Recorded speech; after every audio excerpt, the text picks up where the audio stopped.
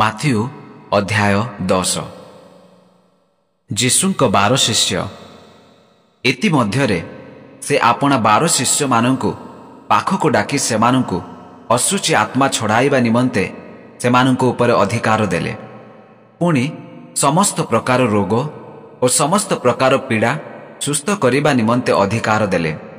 ସେହି 12 ପ୍ରେରିତମାନଙ୍କ ନାମ ଏହି: ପ୍ରଥମରେ ସିମୋନ, ଯାହାକୁ ପିତର ବୋଲି କହନ୍ତି, ଆଉ ତାହାଙ୍କ ଭାଇ ଆନ୍ଦ୍ରିୟ, ଜେବଦୀଙ୍କ ପୁତ୍ର ଯାକୁବ ଓ ତାହାଙ୍କ ଭାଇ ଯୋହନ, ଫିଲିପ ଓ ବାର୍ଥୋଲୋମି, ଥୋମା ଓ କରଗ୍ରାହୀ ମାଥିଉ, ଆଲଫିଙ୍କ ପୁତ୍ର ଯାକୁବ ଓ ଥଦ୍ଦିୟ, କିଣାନୀୟ ଦଳର ସିମୋନ ଓ ଇସ୍କାରିଓତୀୟ ଯିହୁଦା, ଯେ ଯୀଶୁଙ୍କୁ ଶତ୍ରୁ ହସ୍ତରେ ସମର୍ପଣ କଲା। 12 ଶିଷ୍ୟଙ୍କୁ ପ୍ରେରଣ। ଯୀଶୁ ଏହି 12 ଜଣଙ୍କୁ ପଠାଇ ସେ ସେମାନଙ୍କୁ ଆଜ୍ଞା ଦେଇ କହିଲେ, ଅଣଜିହୁଦୀମାନଙ୍କ ପାଖକୁ ଯାଅ ନାହିଁ ଏବଂ ସମୀରଣୀୟମାନଙ୍କର କୌଣସି ନଗରରେ ପ୍ରବେଶ କର ନାହିଁ, ବରଂ ଇସ୍ରାଏଲ ବଂଶର ହଜି ଯାଇଥିବା ମେଷମାନଙ୍କ ପାଖକୁ ଯାଅ। ପୁଣି ଯାଉ ଯାଉ ସ୍ୱର୍ଗରାଜ୍ୟ ସନ୍ନିକଟ ଏହି କଥା କହି ଘୋଷଣା କର। ପୀଡ଼ିତମାନଙ୍କୁ ସୁସ୍ଥ କର, ମୃତମାନଙ୍କୁ ଉଠାଅ, କୁଷ୍ଠରୋଗୀମାନଙ୍କୁ ଶୁଚି କର, ଭୂତମାନଙ୍କୁ ବାହାର କର। ତୁମ୍ଭେମାନେ ବିନା ମୂଲ୍ୟରେ ପାଇଅଛ, ବିନା ମୂଲ୍ୟରେ ଦାନ କର। ତୁମ୍ଭମାନଙ୍କ ଗାଞ୍ଜିଆରେ ସୁନା କି ରୂପା କି ତମ୍ବା ଆଉ ଯାତ୍ରା ନିମନ୍ତେ ଝୋଲି କିମ୍ବା 2ଟି ଅଙ୍ଗରଖା ଅବା ଜୋତା କିମ୍ବା ବାଡ଼ି ଆୟୋଜନ କର ନାହିଁ, କାରଣ କାର୍ଯ୍ୟକାରୀ ଆପଣା ଆହାରର ଯୋଗ୍ୟ। ଆଉ ତୁମ୍ଭେମାନେ ଯେକୌଣସି ନଗରରେ କି ଗ୍ରାମରେ ପ୍ରବେଶ କରିବ, ସେଠାରେ କେଉଁ ଲୋକ ଯୋଗ୍ୟ ତାହା ଅନୁସନ୍ଧାନ କର।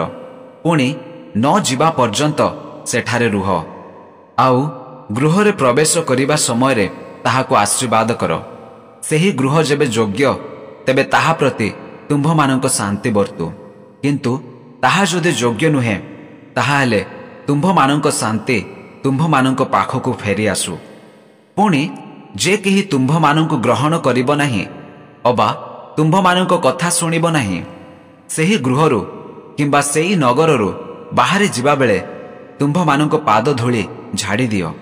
ମୁଁ ତୁମ୍ଭମାନଙ୍କୁ ସତ୍ୟ କହୁଅଛି, ବିଚାର ଦିନରେ ସେହି ନଗରର ଦଶା ଅପେକ୍ଷା ସୋଦୋମ ଓ ଗୋମୋରା ଦେଶର ଦଶା ସହନୀୟ ହେବ। ଆଗାମୀ ତାଡ଼ନା। ଦେଖ, ବାଘମାନଙ୍କ ମଧ୍ୟରେ ମେଣ୍ଢାମାନଙ୍କ ପରି ମୁଁ ତୁମ୍ଭମାନଙ୍କୁ ପଠାଉଅଛି।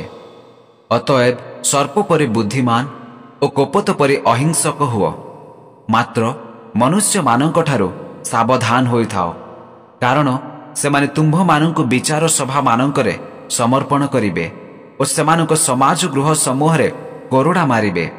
ପୁଣି ତୁମ୍ଭେମାନେ ମୋ ସକାଶେ ଶାସନକର୍ତ୍ତା ଓ ରାଜାମାନଙ୍କ ପାଖକୁ ଅଣାଯିବ। ତାହା ସେମାନଙ୍କ ଓ ଅଣଜିହୁଦୀମାନଙ୍କ ପ୍ରତି ସାକ୍ଷ୍ୟ ସ୍ୱରୂପ ହେବ। କିନ୍ତୁ ଯେତେବେଳେ ସେମାନେ ତୁମ୍ଭମାନଙ୍କୁ ସମର୍ପଣ କରିବେ, ସେତେବେଳେ ତୁମ୍ଭେମାନେ କିପରି ବା କି କଥା କହିବ ସେ ବିଷୟରେ ଚିନ୍ତିତ ହୁଅ ନାହିଁ, କାରଣ କ'ଣ କହିବ ତାହା ସେହି ସମୟରେ ତୁମ୍ଭମାନଙ୍କୁ ଦିଆଯିବ। ଯେଣୁ ତୁମ୍ଭେମାନେ ବକ୍ତା ନୁହଁ, କିନ୍ତୁ ତୁମ୍ଭମାନଙ୍କ ପିତାଙ୍କ ଆତ୍ମା, ଯେ କି ତୁମ୍ଭମାନଙ୍କ ଅନ୍ତରରେ କଥା କହନ୍ତି, ସେ ବକ୍ତା ଅଟନ୍ତି। ଭାଇ ଭାଇକୁ ଓ ପିତା ପୁତ୍ରକୁ ମୃତ୍ୟୁଭୋଗ କରିବା ନିମନ୍ତେ ସମର୍ପଣ କରିବେ। ପୁଣି ସନ୍ତାନମାନେ ପିତାମାତାଙ୍କ ବିରୁଦ୍ଧରେ ଉଠି ସେମାନଙ୍କୁ ବଧ କରିବେ। ଆଉ ମୋହର ନାମ ସକାଶେ ତୁମ୍ଭେମାନେ ସମସ୍ତଙ୍କ ଦ୍ୱାରା ଘୃଣିତ ହେବ। ମାତ୍ର ଯେ ଶେଷ ପର୍ଯ୍ୟନ୍ତ ଧୈର୍ଯ୍ୟ ଧରି ରହିବ, ସେ ପରିତ୍ରାଣ ପାଇବ। କିନ୍ତୁ ସେମାନେ ଯେତେବେଳେ ତୁମ୍ଭମାନଙ୍କୁ ଏକ ନଗରରେ ତାଡ଼ନା କରିବେ, ସେତେବେଳେ ଅନ୍ୟ ନଗରକୁ ପଳାଇ ଯାଅ। କାରଣ ମୁଁ ତୁମ୍ଭମାନଙ୍କୁ ସତ୍ୟ କହୁଅଛି, ଇସ୍ରାଏଲ ନଗରଗୁଡ଼ିକରେ ତୁମ୍ଭମାନଙ୍କ ଭ୍ରମଣ ଶେଷ ନ ହେବା ପୂର୍ବରୁ ମନୁଷ୍ୟପୁତ୍ର ଆଗମନ କରିବେ। ଶିଷ୍ୟ ଗୁରୁଠାରୁ କିମ୍ବା ଦାସ କର୍ତ୍ତାଠାରୁ ଶ୍ରେଷ୍ଠ ନୁହେଁ। ଶିଷ୍ୟ ଆପଣା ଗୁରୁ ଓ ଦାସ ଆପଣା କର୍ତ୍ତା ପରି ହେଲେ ସେମାନଙ୍କ ପକ୍ଷରେ ଯଥେଷ୍ଟ। ସେମାନେ ଯେବେ ଗୃହକର୍ତ୍ତାଙ୍କୁ ବାଲଜିବୁଲ ବୋଲି କହିଅଛନ୍ତି, ତେବେ ତାହାଙ୍କର ପରିଜନଙ୍କୁ ତ ଆହୁରି ଅଧିକ କହିବେ। ଭୟ କର ନାହିଁ। ଅତଏବ ସେମାନଙ୍କୁ ଭୟ କର ନାହିଁ, କାରଣ ଯାହା ପ୍ରକାଶିତ ନ ହେବ ଏପରି ଆଚ୍ଛାଦିତ କିଛି ନାହିଁ, ଆଉ ଯାହା ଜଣା ନ ଯିବ ଏପରି ଗୁପ୍ତ କିଛି ନାହିଁ। ମୁଁ ତୁମ୍ଭମାନଙ୍କୁ ଯାହା ଅନ୍ଧକାରରେ କହେ, ତାହା ଆଲୋକରେ କୁହ। ପୁଣି ଯାହା ତୁମ୍ଭେମାନେ ଗୋପନରେ ଶୁଣ ତାହା ଘର ଛାତ ଉପରେ ଘୋଷଣା କର। ଆଉ ଯେଉଁମାନେ ଶରୀରକୁ ବଧ କରନ୍ତି କିନ୍ତୁ ଆତ୍ମାକୁ ବଧ କରିପାରନ୍ତି ନାହିଁ, ସେମାନଙ୍କୁ ଭୟ କର ନାହିଁ। ବରଂ ଯେ ଶରୀର ଓ ଆତ୍ମା ଉଭୟକୁ ନର୍କରେ ବିନଷ୍ଟ କରିପାରନ୍ତି, ତାହାଙ୍କୁ ହିଁ ଭୟ କର। ଦୁଇଟି ଘର ଚଟିଆ କ'ଣ ଗୋଟିଏ ପଇସାରେ ବିକା ଯାଆନ୍ତି ନାହିଁ? ଆଉ ତୁମ୍ଭମାନଙ୍କର ପିତାଙ୍କର ଅନୁମତି ବିନା ସେମାନଙ୍କ ମଧ୍ୟରୁ ଗୋଟିଏ ହେଲେ ତଳେ ପଡ଼େ ନାହିଁ। କିନ୍ତୁ ତୁମ୍ଭମାନଙ୍କ ମସ୍ତକର ସମସ୍ତ କେଶ ହିଁ ଗଣାଯାଇଅଛି। ଏଣୁ ଭୟ କର ନାହିଁ, ତୁମ୍ଭେମାନେ ଅନେକ ଘର ଚଟିଆଠାରୁ ଶ୍ରେଷ୍ଠ। ଯୀଶୁଙ୍କୁ ସ୍ୱୀକାର ନା ଅସ୍ୱୀକାର କରିବ?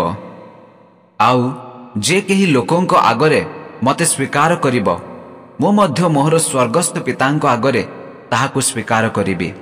ମାତ୍ର ଯେ କେହି ଲୋକଙ୍କ ଆଗରେ ମୋତେ ଅସ୍ୱୀକାର କରିବ, ମୁଁ ମଧ୍ୟ ମୋହର ସ୍ୱର୍ଗସ୍ଥ ପିତାଙ୍କ ଆଗରେ ତାହାଙ୍କୁ ଅସ୍ୱୀକାର କରିବି। ଶାନ୍ତି ପରିବର୍ତ୍ତେ ଖଡ଼୍ଗ। ମୁଁ ଯେ ପୃଥିବୀରେ ଶାନ୍ତି ଦେବାକୁ ଆସିଅଛି, ଏହା ମନେ କର ନାହିଁ। ଶାନ୍ତି ଦେବାକୁ ନ ଆସି ବରଂ ଖଡ଼୍ଗ ଦେବାକୁ ଆସିଅଛି। କାରଣ ମୁଁ ପିତାଙ୍କ ସହିତ ପୁତ୍ରର ଓ ମାତା ସହିତ କନ୍ୟାର ପୁଣି ଶାଶୁ ସହିତ ବହୁର ବିରୋଧ ବଢ଼ାଇବାକୁ ଆସିଅଛି। ଆଉ ମନୁଷ୍ୟର ନିଜ ପରିଜନ ହିଁ ତାହାର ଶତ୍ରୁ ହେବେ। ଯେ ପିତା କି ମାତାକୁ ମୋ ଠାରୁ ଅଧିକ ପ୍ରିୟ ଜ୍ଞାନ କରେ, ସେ ମୋହର ଯୋଗ୍ୟ ନୁହେଁ। ପୁଣି ଯେ ପୁତ୍ର କି କନ୍ୟାକୁ ମୋ ଠାରୁ ଅଧିକ ପ୍ରେମ କରେ, ସେ ମୋହର ଯୋଗ୍ୟ ନୁହେଁ। ଆଉ ଯେ ଆପଣା କ୍ରୁଶ ନେଇ ମୋହର ଅନୁଗମନ ନ କରେ, ସେ ମୋହର ଯୋଗ୍ୟ ନୁହେଁ। ଯେ ଆପଣା ଜୀବନ ବଞ୍ଚାଏ, ସେ ତାହା ହରାଇବ। ଆଉ ଯେ ମୋ ନିମନ୍ତେ ଆପଣା ଜୀବନ ହରାଏ, ସେ ତାହା ବଞ୍ଚାଇବ। ପୁରସ୍କାରର ଅଧିକାରୀ। ଯେ ତୁମ୍ଭମାନଙ୍କୁ ଗ୍ରହଣ କରେ, ସେ ମୋତେ ଗ୍ରହଣ କରେ। ଆଉ ଯେ ମୋତେ ଗ୍ରହଣ କରେ, ସେ ମୋହର ପ୍ରେରଣକର୍ତ୍ତାଙ୍କୁ ଗ୍ରହଣ କରେ। ଯେ ଭାବବାଦୀଙ୍କୁ ଭାବବାଦୀ ବୋଲି ଗ୍ରହଣ କରେ, ସେ ଭାବବାଦୀଙ୍କ ପୁରସ୍କାର ପାଇବ। ଆଉ ଯେ ଧାର୍ମିକ ବ୍ୟକ୍ତିଙ୍କୁ ଧାର୍ମିକ ବୋଲି ଗ୍ରହଣ କରେ, ସେ ଧାର୍ମିକ ବ୍ୟକ୍ତିଙ୍କ ପୁରସ୍କାର ପାଇବ। ପୁଣି ଯେ କେହି ଏହି କ୍ଷୁଦ୍ରମାନଙ୍କ ମଧ୍ୟରୁ ଜଣକୁ ମୋହର ଶିଷ୍ୟ ବୋଲି ଯଦି ଗିନାଏ ଥଣ୍ଡା ପାଣି ମଧ୍ୟ ପିଇବାକୁ ଦେବ, ମୁଁ ତୁମ୍ଭମାନଙ୍କୁ ସତ୍ୟ କହୁଅଛି, ସେ କୌଣସି ପ୍ରକାରେ ଆପଣା ପୁରସ୍କାର ହରାଇବ ନାହିଁ।